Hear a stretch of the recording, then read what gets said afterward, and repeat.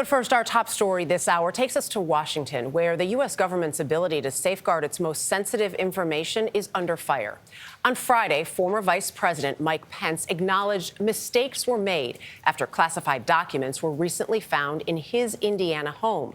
The discoveries with Pence, former President Trump, and President Biden have prompted the National Archives to ask every living former president and vice president to check for classified records. But many in Congress are questioning why the executive branch was not more careful. Christina Ruffini is at the White House with the latest. Christina, good morning. Good morning, Dana. Look, experts we've spoken to told us the more high-ranking you are, the more likely this is to happen. That's because most people have to go into a facility or a SCIF, a secure facility, to view these documents, whereas presidents and vice presidents get to take them off-site.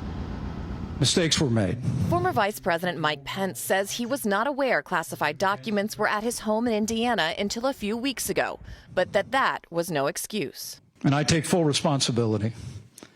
And I've directed my counsel to work with the National Archives, with the Department of Justice, and with the Congress. Pence says his team found the documents after he voluntarily launched a search of his property, following the discovery of classified material at President Biden's private residence and an office he used following his time as vice president.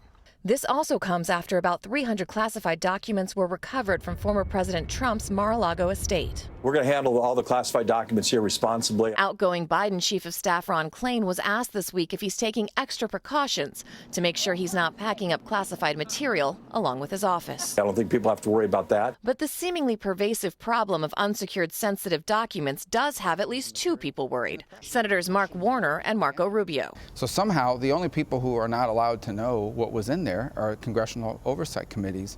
The top Republican and Democrat on the Intel Committee told CBS's Margaret Brennan they're unable to assess if any of the misplaced documents pose a threat because they haven't been told what's in them. The Justice Department has had the Trump documents about 6 months, the Biden documents about 3 months.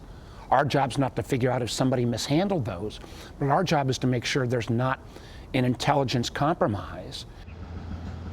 And of course, those ongoing Justice Department investigations are just that, ongoing. Dana? All right, it is Christina, Dana, right?